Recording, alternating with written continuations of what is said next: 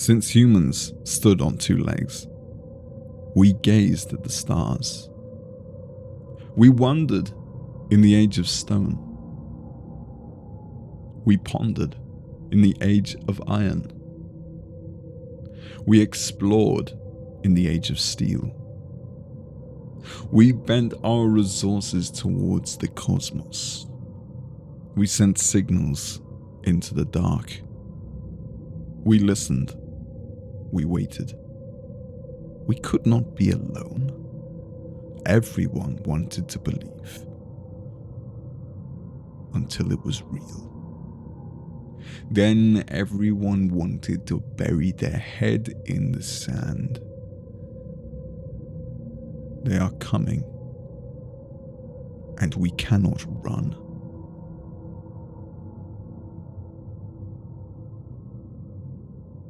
Greetings and welcome to a Relics of War lore video. This video shall be about the invasion of the Tyranids on modern day Earth. We shall cover the likely outcome, how humanity may respond in such an event, the logistics of said invasion, how it will play out, and we shall truly discover what chance does humanity face in our modern age should the Tyranids appear on our doorstep. We shall analyze the humans' reactions, society's breakdown, our potential military capability, and the extent to which we would be able to put up a fight in said situation. Don't hold your breath for a happy ending. Let us begin. On the Tyranids, the threat we face. The rest of this video shall be recorded in one single take. I have outlined everything. No AI has been used, as you can tell, or I hope you can tell. No AI voice has been used in the creation of this video, and I hope you will show your appreciation for some of the last vestiges of non-AI 40K lore content. I would like to say a special thank you before we begin to my channel members, Makoto Mark, Just Rest, Bottle Mark, Runaway 5, Mr. Tweed. I hope you enjoy your stay here. Without further ado, let us begin.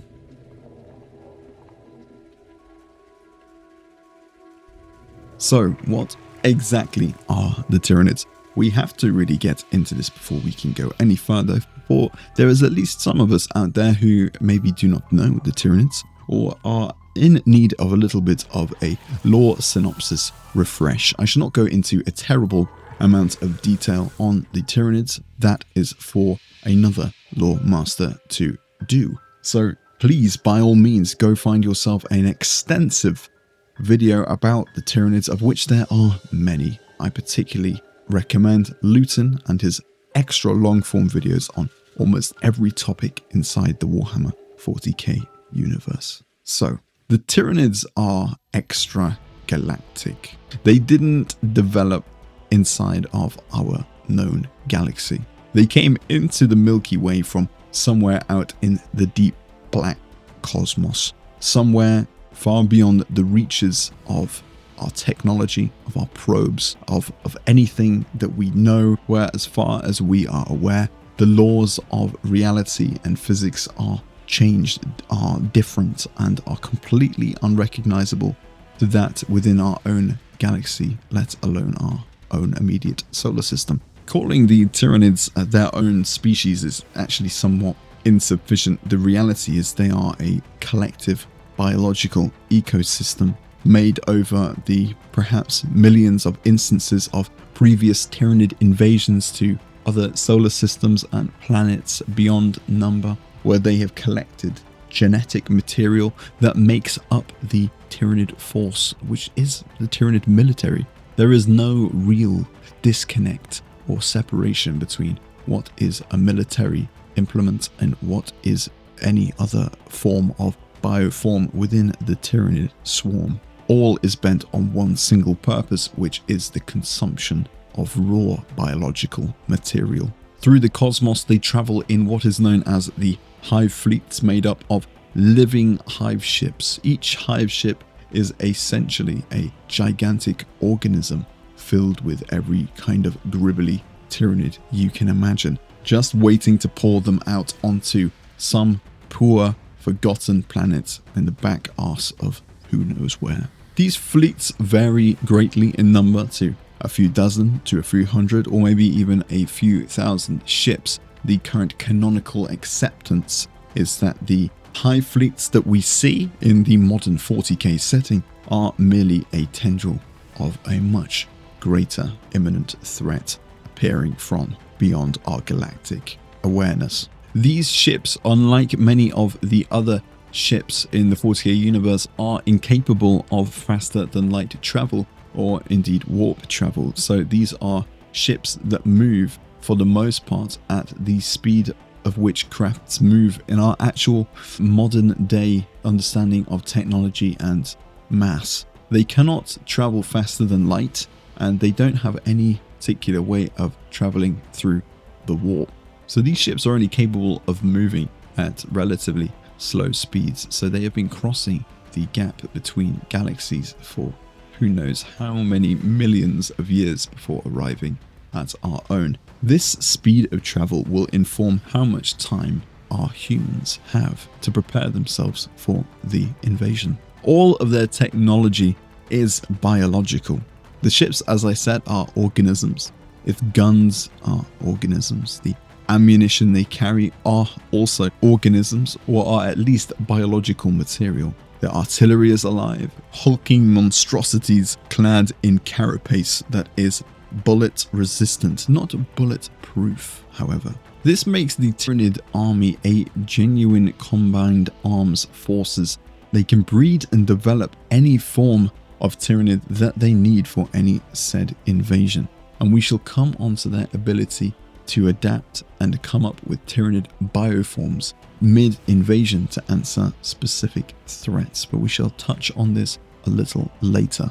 There is a overarching intelligence to the Tyranids, and this is known as the hive mind or the synaptic link. It is unclear if there is one origin point of this intelligence that seems to guide the Tyranids with something that really cannot be separated from a cunning intelligence. Very much so like a leading general, this hive mind has a connection down to every single grunt, every single lowly bioform of the Tyranid hive. Now there are other creatures dotted within the Tyranid hive and the Tyranid swarm that act as a link. If the hive mind is the data, is the internet, then each of these larger synaptic creatures are more like a Wi-Fi router, with the individual Tyranids being the devices that pick up the signal and go forth and perform tasks. These bigger synaptic creatures come in the forms of tyrants, zonothropes. These are psychically active beings that transmit the signal, and this is how the Tyranid hive mind is able to control a combined arms military. It is sometimes weird to use the term military to describe what is essentially a swarm of bugs bent on ravenous consumption of a planet, but for lack of a better term, that is what we shall use. Their motive is extremely simple, completely singular in fact. The consumption of biomass is all that the Tyranids care for. There is no chance of diplomacy or bartering or reasoning. All they wish to do is make planet fall, consume all biomass, and move on. The propulsion system of their ships is somewhat equivalent to a fart, really. They store biomass on board and expunge it out to create propulsion. So it's no real surprise that they aren't capable of moving faster than light by farting their way through the cosmos. Though in a rather funny yet grim note, that kind of does mean that every single thing we hold dear here on Earth, every person we've ever loved, every tree we've ever walked under, will be nothing more than Tyranid fart fuel to propel them to the next system where they will wage their inhuman war. As I touched on before, and I shall touch on now, there is an element of adaptation which the Tyranids employ to be able to overcome their foes. Sometimes this is incredibly overstated, as many things are in the 40k universe. For instance, the orcs' ability to simply will things into existence if enough orcs believe in that thing. they kind of create an impression within the warp. If enough of them believe one thing, then it kind of comes to be, but this is often overstated and heavily exaggerated in its practical and realistic effect. And so too is the Tyranids' adaptation skills. The Tyranids don't simply see an M4 rifle and then minutes later can't become entirely bulletproof. That's not what adaptation means for the Tyranids. Overall, the Hive mind will change bioforms, physiology, and force composition to overcome threats. Games Workshop explicitly depicts Hive fleets developing different adaptations and even tailoring their forces after assessing opponents with probing strikes and reconnaissance. But this isn't something that happens instantaneously. Of course, one of the first things the Tyranids will do is establish a landing zone for where they can bring on bigger bioforms that will begin extracting biomass from the surface of the planet and creating what's known as Tyranid gestation pools. From these gestation pools will the Tyranids, or at least the smaller organisms, be born, for a lack of a better term. Perhaps spawned is more appropriate. For instance, if the humans decided to employ a wall of flamethrowers and the gaunts flew forward, were burned to a crisp, and some of the more bigger creatures witnessed this, then this would be relayed back to the hive mind, or the mind or the collective consciousness of the ship. This would then be transported through to the gestation pools on planet side, and over the course of perhaps a few hours or days, they would develop new improved units that would be resistant to this fire, and then of course these units would then have to make their way back towards that contact, and perhaps they would not in one fell swoop become entirely fireproof, but they would at least become fire resistant. And should this process happen a few times, we would see almost entirely fireproof gaunts overrun this position perhaps after a day or two. So this is more in line with how adaptation works and the rate in which it happens. I thought it was pretty important to outline this before we go any further, as the adaptation is something that is very often overstated for the Tyranids. So let's talk about what Earth has for these Tyranids. The Earth has humans, that's us by the way, animals, forests, farmland, microorganisms, and enormous oceans full of life.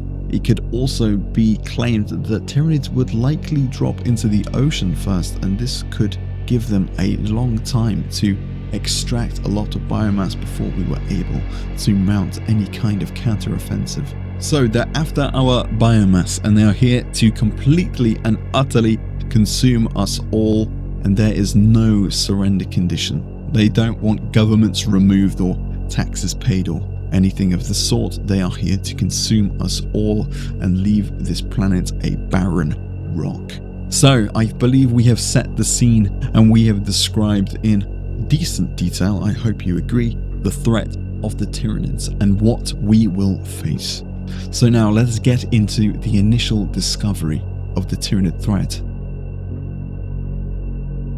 Now, believe it or not, the Earth already has a Planetary Defense Coordination Office. Now, this is mainly for scanning for things like comets and potential asteroids that may collide with Earth, and we have got pretty good at tracking things as such, predicting how fast they're going, at what angle they're coming from, and we can pretty well predict the path they're going to take. And most of these, of course, as you know, fly by the Earth, and when they hit the Earth, they are so small that, and they are at such a lower speed that we usually don't recognize it. But of course, there are many instances of comets falling to ground and people finding them relatively frequently, so we are pretty good at tracking these things. So first discovery of the Tyranid force would come through some form of planetary defense coordination.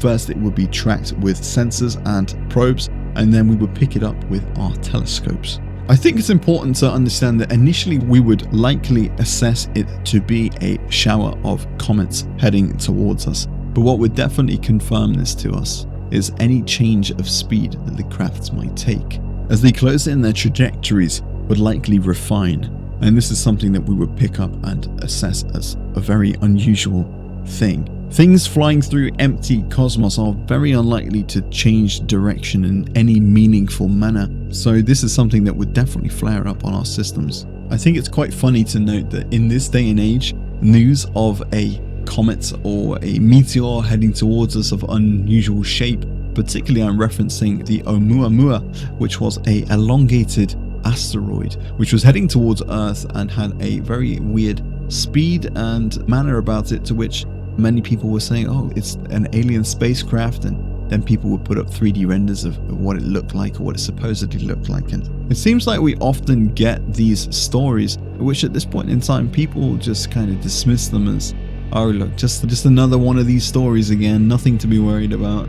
So something is moving through the solar system that shouldn't be there, and at this stage nobody knows it's biological. The change in direction and perhaps the change of speed, the slowing of the approach, would alert the scientific community that this is something beyond the ordinary. And at this point, military space surveillance networks will become involved. The United States already operates ground radars and orbital infrared systems for missile warning and space tracking. Within governments, you would have classified scientific briefings and military intelligence involvement, and different agencies and government bodies, both internationally and intranationally, disagreeing about what the data means, blaming other forces and companies and nations of some kind of foul play, before eventually determining that this was beyond the means of any of our fellow humans to put anything out there in space. So beyond the assumption of foul or fake data, once it is observed by every relevant spacefaring or space exploring government or private body, I believe at this point it starts to get serious. Now, nobody will be quick to rush announce to the world that aliens are coming based on these observations, but the public reaction would inevitably begin to start as leaks begin to show, and social media influencers who are in the astronomical spaces would begin to put out information and content on this subject. The classic media ring will begin to show its head. Information leaks followed by doubts and, oh look, what are they trying to hide from us? Is this another distraction from the Epstein files? You get the picture of how everything would look from this point. It would all start to get a lot more serious once an observatory confirms that the objects are real. Often these things are confirmed by smaller bodies before the official governmental confirmations. Governments would then initially begin to use cautious language like unidentified astronomical objects or no confirmed threat, and of course investigation ongoing. The online reaction would then become a complete shit show. Fake footage, AI generated leaks, people claiming it's Project Bluebeam or a government hoax or just asteroids, or just media surging things up and throwing fuel on the fire of nothing for clicks. And of course the obligatory, it's Russia, China, America, depending on where you're from. And of course religious interpretations too.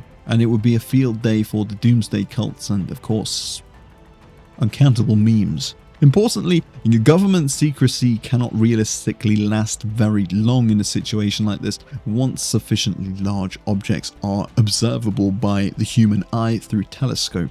There are just too many independent professional and amateur astronomers in today's day and age. It just simply would not be tenable to keep it under wraps. So at this point, once it becomes observable by the human eye through telescope, the government and military bodies around the world would know that this is an extremely serious situation, while most people are still arguing online whether it's even real. And of course, life continues. People still commute to work.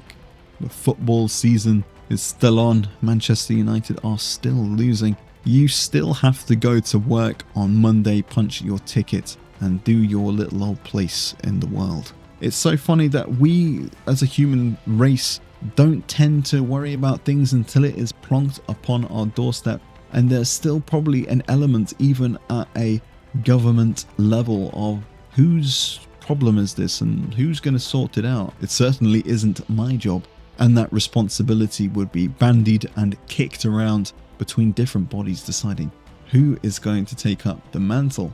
of protecting the planet and forming a plan.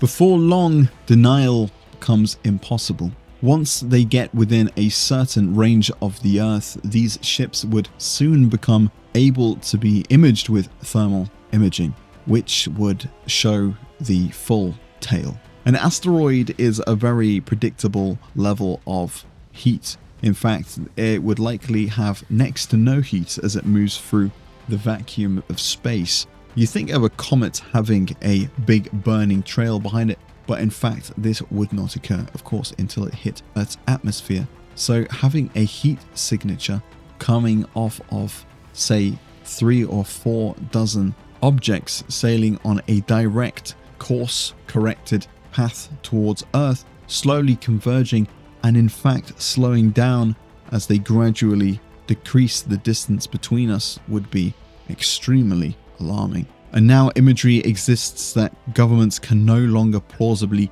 keep up the nature of these objects as an ambiguous, unknown thing. Suddenly, it's announced. They're alive. It is at this point where all bets are off. So, for the first time in humanity's history, forced by circumstance, humanity would begin to work together.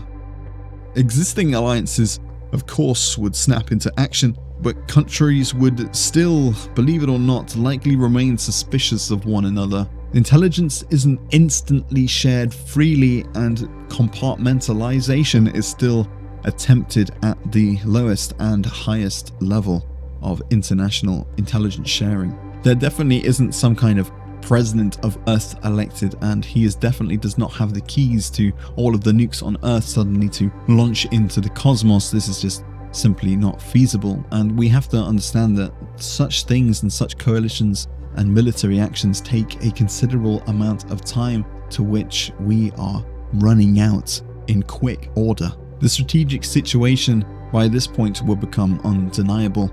There is no national solution. So you would likely see emergency UN sessions, constant military to military communication, and you would have US, China and Russia in direct coordination. Shared astronomical tracking data would be produced and shared, and missile warning information would begin to be pooled. Civilian space agencies would be placed heavily at the service of national defense. Almost every single privatized company you see would likely be nationalized and embroiled into each nation's arsenal of space defense assets. These are things like SpaceX. Of course, NASA is already a state-funded entity. For the first time in history, every nation on Earth is coordinating to combat a new alien threat. The US Space Force already in this day and age operates missile warning and tracking architecture, and new constellations are explicitly being built to improve global tracking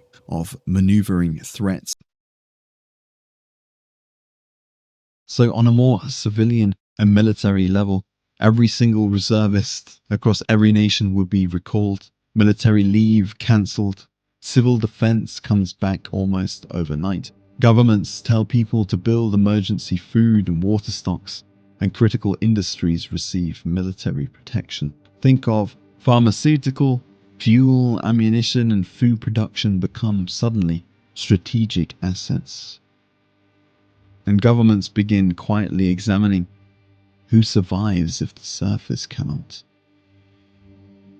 At this point, we as Warhammer 40K aficionados and enjoyers understand the Tyranid threat, but our poor human beings in this instance have no idea what is about to befall them. Some people even hold on to the notion that if this truly is an alien civilization, we may be able to speak with them. Many people believe that these vessels are here to blast straight through the planet, almost like living missiles, and some people believe they are just simply passing by. Wishful thinking at the very best. But as any living species does, we will, by all means and by all measures, ensure our survival with a preemptive strike. nuclear weapons. Now, one would simply think that you could turn these around and shoot them towards the enemy and be done with it. Leave them stranded and blasted apart in the middle of the cosmos somewhere in the deeper solar system to drift through the eternal darkness and not worry about it. Send the nukes and let it be done, but this cannot be. Unfortunately, our nukes are trained and designed to be fired and guided back towards Earth. So in a sickening case of irony, the very weapons that may have been able to save us, should they be trained outwards, are trained inwards on ourselves.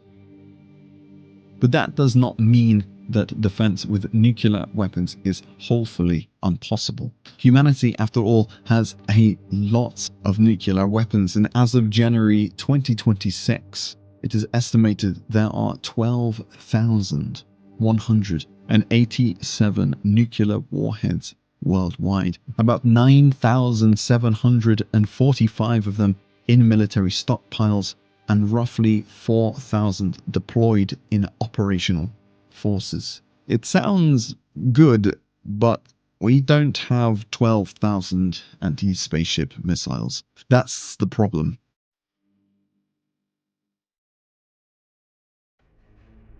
As I said, most nuclear delivery systems are designed to hit Earth. Minuteman III, for example, follows a predetermined ballistic trajectory and releases a re-entry vehicle intended to return toward a terrestrial target. So it is not a deep space pursuit weapon. Existing missile defense systems are similarly built around on intercepting ballistic and hypersonic threats around Earth, and not for chasing maneuvering starships across interplanetary distances. They simply don't have the fuel, the means, or the speed to be able to meaningfully cross the cosmos and meet the Tyranid ships in the void. It's not a feasible option for us. Humanity could improvise nuclear space interceptors, particularly given months or maybe years of warning if testing was needed, and it likely would be.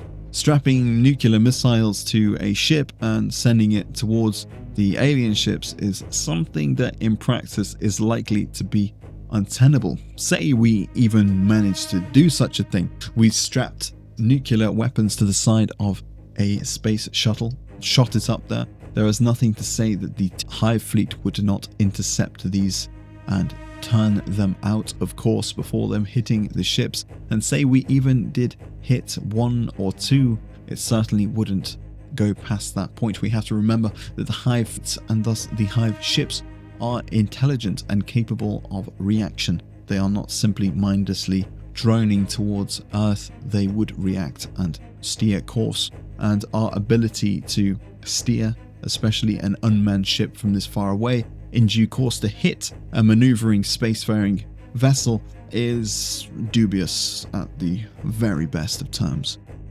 But that's a Hail Mary, an emergency engineering shot in the dark, and simply turn the ICBMs upwards and outwards is untenable. For all we have invested into weapons that in another circumstance with perhaps another delivery system have the potential to save humanity from a great alien invasion such as the Tyranids, we have designed them to destroy ourselves, and thus they are no defense against the alien.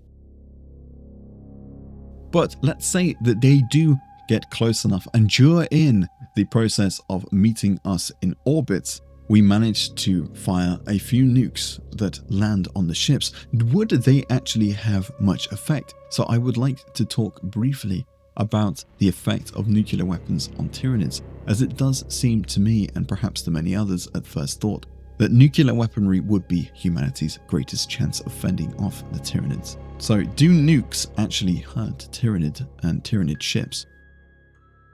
Yes. Let us call back to the Siege of Macragge, where such ancient Terran weaponry was used to destroy entire Hive ships in orbit. This is something that is possible and could be recreated by ourselves.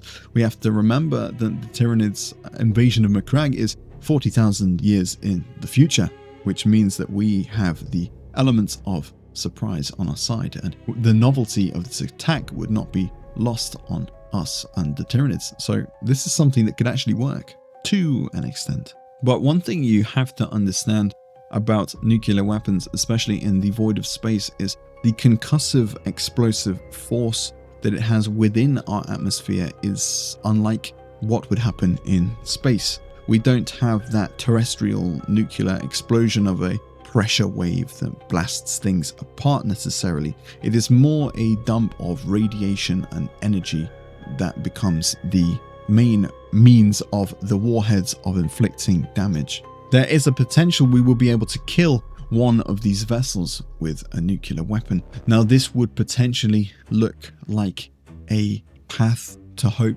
and solace. You can imagine a small lifeline for humanity as the world watches on as the ships close, almost to the point of being able to see them with the naked eye in daylight. So for the first time, before physical contact with Earth, we killed one, and then maybe another. And television would show images of the wreckage of alien ships drifting away. People would celebrate in the streets to an extent. You have to remember that all the information would still be very tightly guarded as to the extent of the remaining ships. Every single metric and measure of retention of public order would be exercised to the fullest extent, notwithstanding outright lies. The effects of these nuclear missiles would likely be completely and utterly exaggerated. We could maybe claim we had killed scores of the ships that they would likely be turning around soon, or they were sending a very small number of residual Tyranid forms left, and that the ensuing invasion would be much lesser a threat than was first considered.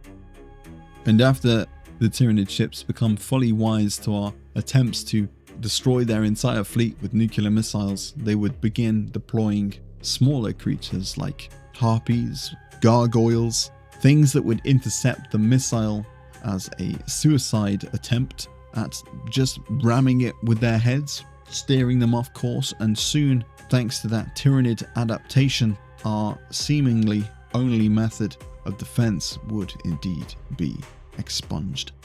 The Tyranids would indeed make planetfall. World militaries would suddenly scatter, trying to anticipate a main vanguard landing zone of this potential alien foe. Would they strike from the poles? Would they strike from the equator line? Or would they perhaps enter into the largest cities at once? These are the most likely areas of the initial invasion landings, and would such be bolstered most heavily by the human defenders. Many people would still be expecting some kind of message from the Tyranids, and in fact, many attempts are made to send signals towards these ships to no avail whatsoever. They simply keep coming, and they begin to enter our atmosphere. But to the great surprise of all, the Tyranids land in very rural areas, such as deep, large forests. Think of the Amazon, think of large areas of open agricultural land, and they land quickly. Jets are scrambled to intercept, but quickly they are overrun by swarms of small creatures, winged otherwise, that tear these ships apart. There are many instances of missiles hitting Tyranid forms as they descend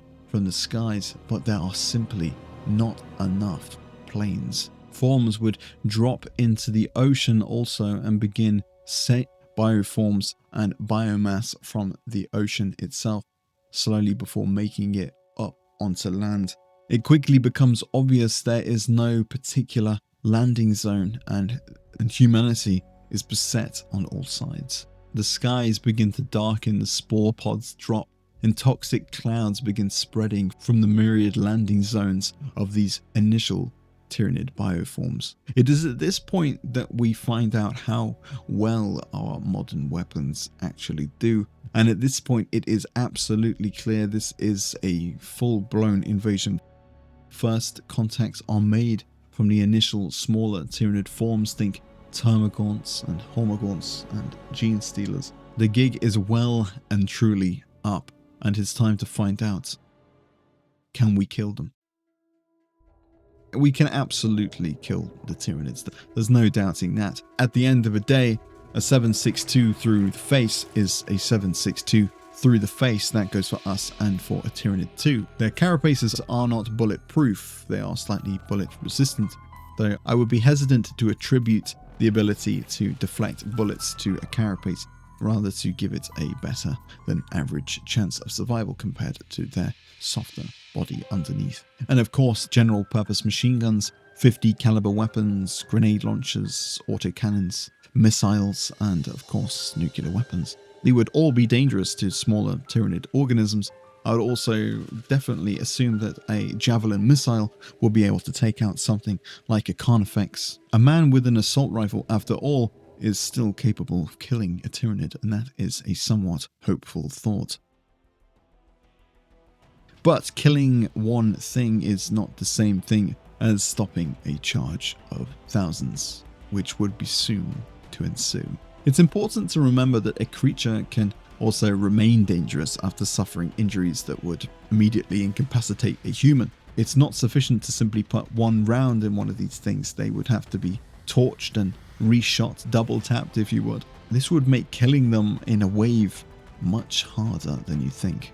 We aren't armed with bolters to every man, and we actually underrepresent the effectiveness of a lasgun compared to a normal round. These things are often referred to as flashlights and are memed to the high heavens, but a laser beam would be pretty efficient at taking down a horde of Tyranids, something that can pass through many objects and kill them all, perhaps even lobotomizing them multiple at once, is something that would be very valuable than a small piece of metal that would get lodged inside of the first Tyranid that it hit. We will be increasingly relying on our heavy machine guns, autocannons, anti-tank missiles, tank cannons, artillery, and attack craft. I think we would maintain air superiority for the first half an hour before harpies and so on and so forth swarm jets in numbers that it makes air-to-surface and air-to-air missions completely and utterly untenable. You have to understand that millions and millions of these things would be pouring out to the point of nearly blotting out the sky. This is simply not an operational theatre for modern attack aircraft. Before long, we will begin seeing the larger forms, Carnifex-sized monsters, and this is where everything would begin to fold. I simply don't think that we have the means to put out the amount of rounds that would be needed to halt a true Tyranid swarm. Heavy weapons is the thing that will matter, and 5.56 is something I don't hold too much hope in its ability to take down a Tyranid warrior, a Carnifex, a Broodlord, a Hive Tyrant, or anything bigger than that for a matter of fact. Tank rounds, however, I think just like a Lehman Russ battle cannon, a well-placed tank round would be taking out most large Tyranid bioforms. It's not like we cannot kill them, but we certainly cannot kill them in the numbers that they would be appearing, and that is the main point. Our modern militaries are not incompetent by any means, and those initial engagements may have a little bit of hope, but overall there are simply too many to kill. Our modern militaries and equipment are not geared towards taking out 10,000, 30,000, 500,000 gaunts flowing over an open field towards you. They are meant for smaller tactical engagements against other near-peer adversaries. Our machining and our weaponry are simply not designed with this foe in mind. We haven't the ability to lay waste to that many organisms at one time at the scale that we are required to do so. Should we have some kind of air superiority in the skies, which is something that quite frankly we can forget about altogether, we will be able to employ AC-130s to a certain effect, but once they run out of ammunition, we will be back to where we were, hurling 5.56 and 7.62 over the void, hoping to kill enough of them before they finally hit our lines. So we may win the first ground battles, but this means very little. As for the Tyranids, this is merely a probing experience to find out what we are, what we do, how we fight, how we think, how we're armed, how we're armored, what it takes to kill us and how we intend to kill them, it becomes very hard from here. Now, one thing that needs to be stated is that the slightly smaller Tyranid bioforms that you just don't think of. We think of Rippers and we think of Gargoyles, but there are many other forms of Tyranid that would come in between and perhaps even smaller. I'm not particularly talking about the microorganisms that break down biological matter, nor am I talking about the Ripper gun beetles that tear through flesh, shot out of the Termagaunt's little gun that they carry like a little fella. I'm talking more about things the size of a fly or a hornet. Things that could be more or less quantifiably connected to the hive mind and used as observation, perhaps. Things that would swarm the sky, flies that would bite and burrow into your skin. These would counteract any attempt to use drones in any meaningful manner. Think of it, you send a drone up with a squad or even in a swarm, hoping to use them as suicide drones or observation, only for them to be burrowed apart by a million little hornet-sized Tyranids. This is something people don't typically think about, but this would pretty much disable our ability to use drones as a tactical piece of kit. So overall, they are killable. We could even win small instances, and of course this would be relayed around the world and set up as a pillar of hope against this invasion. Everyone begins thinking they are dangerous, but they are animals. We can see them now. We have an idea of how they work, how they look, how they smell, how they feel, how they die. We may have this. There may be some hope here, but as 40k fans, we know this is not the case.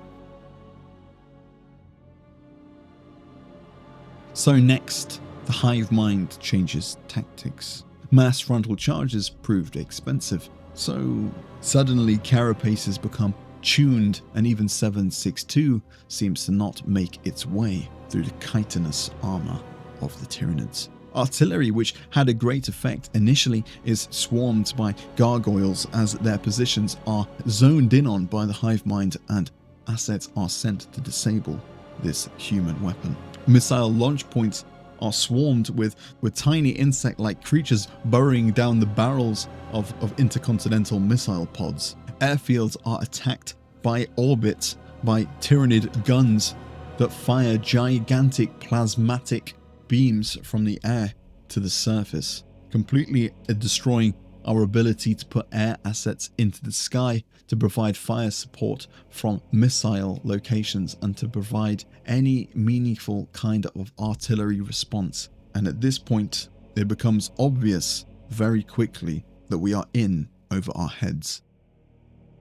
You must understand that Tyranids do not simply follow the path of charge, die, charge, die, charge, die, until eventually the enemy does so too, but it's more probe, learn, overwhelm, bypass. But perhaps it is not that every single military position is overrun all at once on the first day. I believe our military would eventually break in the way that it always has. The actual killer of militaries is logistics. A fighter pilot can kill Tyranids, but needs a runway, fuels, weapons, ground crew, spare parts, communications. A tank needs ammunition, fuel, maintenance and replacement crews. An artillery battery, if not destroyed, needs an obscene supply of shells, and a human soldier of course needs food, water, sleep, medicine, all of these things that the Tyranids simply do not need.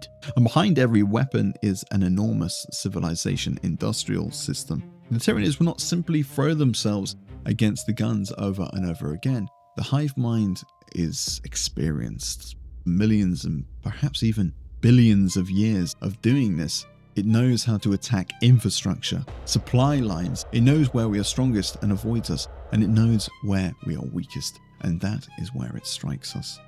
Factories stop producing, the roads become utterly impassable, ports are lost, fuel distribution collapses entirely, and electric grids fragment. Satellites are ripped apart and destroyed, our networks lose all ground infrastructure. A tank battalion might still have perfectly functioning tanks, but there is nothing left to put in them, to fuel them, to give them ammunition to keep up the fight. And this is when the casualty curve steepens. Our inability to continuously send rounds down range, and if not for all of these logistic issues, the very mere fact that there is a limited amount of ammunition on Earth or in the hands of militaries at any one time, especially in the lead up to something just such as this, would we even be able to arm everything to its absolute full potential? I very much so doubt it.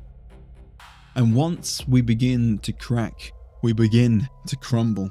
Once it is deemed that there is no chance of stopping this invasion, that the planet is entirely embroiled in an unstoppable invasion against a foe it simply cannot destroy, countries stop communicating. A city isn't reported to be destroyed, it simply stops responding. Emergency broadcasting becomes regional and then non-existent. Fuel is now worth more than money as people try to flee built-up areas to find somewhere possible, somewhere safe. Supermarkets cease to matter long ago. Food becomes short and refugee movements become enormous.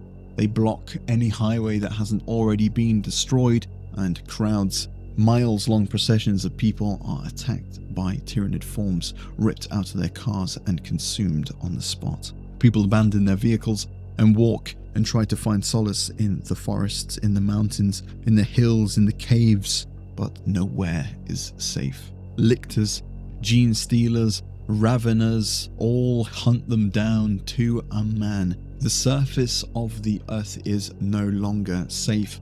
The skies are blotted out by acidic fumes that expunge the very oxygen that we need to breathe. There is nothing left to save on the planet's surface. And just like they have always done, the elites separate themselves from the people. Underground bunkers become the last solace. There is still a glimmer of hope within these bunkers that the elites of the world, in their meager few hundred across the planet, may have a chance of survival. The order is issued to release every single nuclear weapon on the face of the Earth, or as many as can be utilized that are left operational in hidden underground missile launching chambers. Missiles are launched and everybody hunkers down. Everybody who is left, the elites of the world leaders, hunker down and pray and hope. There is nothing left but to destroy everything in a vain attempt to destroy the threat of the Tyranids. Maybe if nuclear weapons can destroy them and create a unharvestable, untenable Earth, humanity may one day emerge from the ashes and regain its place in the world. The years may be long, the centuries may be numerous, but it is all they have. It is the only hope. Every capital, every rainforest, above every ocean, above every single mountain, nuclear fire wraps the Earth. At this point, the people who had governed nations, commanded armies and controlled systems that kept civilization running, were no longer trying to save the world. They were trying to outlive it. Deep beneath the surface, behind meters of reinforced concrete and rock, the remnants of governments and military commands sealed themselves away. They watched the last cities vanish from their screens, listened as surface communications fell silent one by one, and waited while the final nuclear strikes burned what remained above them. For a while, it seemed as though it might have worked. The impact stopped. The seismic activity faded. Weeks passed without any sign of movement overhead. Not that they could now see. Then months passed. For the first time since the invasion began, there was silence. Perhaps the Tyranids had taken what they wanted. Perhaps the Hive Fleet had moved on. Perhaps somehow this handful of survivors had preserved the species.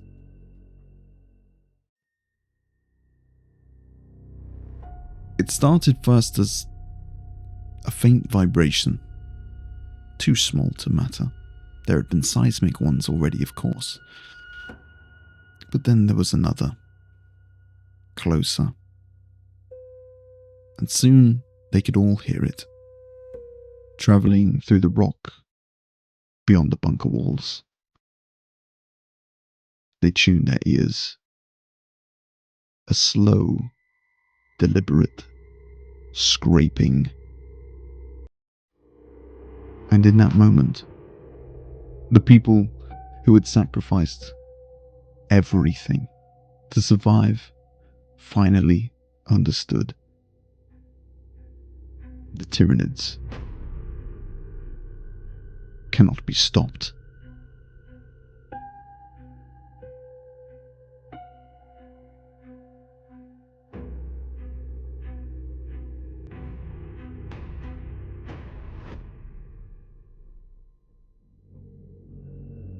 And that concludes our video on what would happen if the Tyranids invaded Earth in the modern era.